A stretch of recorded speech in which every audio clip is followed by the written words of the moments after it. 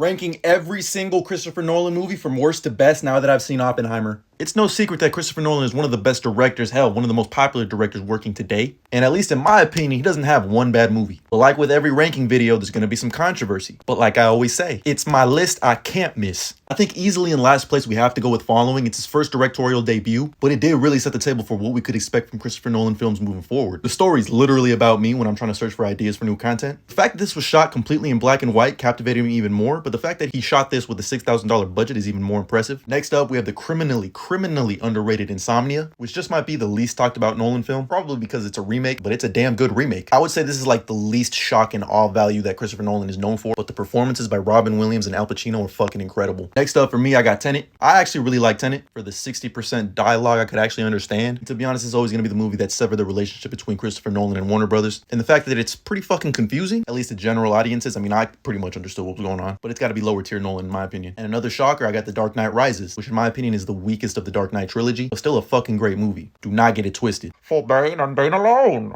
You merely adopted the dark. I was born in it.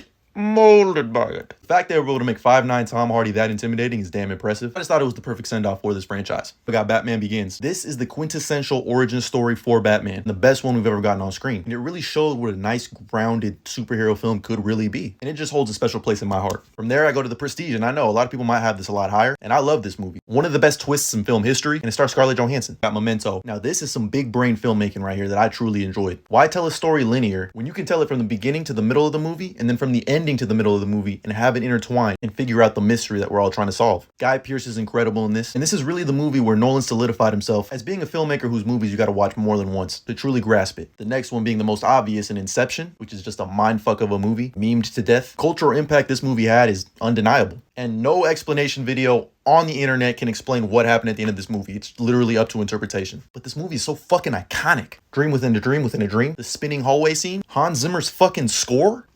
Next up is where I have Oppenheimer, a newcomer to the list. A modern masterpiece. A movie about post-nut clarity, but truly one of the best theater-going experiences I've ever had in my life. And top to bottom, the production of this movie is a 10 out of 10. That's why I have it this high. My asshole is still clenched. Into our top three, with number 3, I got Dunkirk, which is criminally underrated. This is top tier Nolan, and it needs to be talked about more. First and foremost, the sound design of this movie is fucking crazy. I love the 3 different landscapes we see the war from in land, air, and sea. And don't even get me started on the fucking cast. They're all phenomenal in this. Tom Hardy and Mark Rylance in particular. But in second place, I got Interstellar. And I know there's a movement on here that likes to call this Midterstellar. Shout out my boy Alex. But you cannot deny the emotional turmoil this movie had you in when the first time you saw it. Again, Hans Zimmer with another iconic score. First of all, I just like the sci-fi element of this entire movie. Space and time intrigues me like no other. Matt Damon's fucking betrayal is insane. And you're heartless if you didn't shed a tear in this movie. But in first place, without a doubt, it's got to be The Dark Knight. At least in my opinion. I mean, what can I say about this movie that hasn't been said already? The performances, the score again from fucking Hans Zimmer. Heath Ledger's Joker won an Oscar, the only one ever for acting in a comic book movie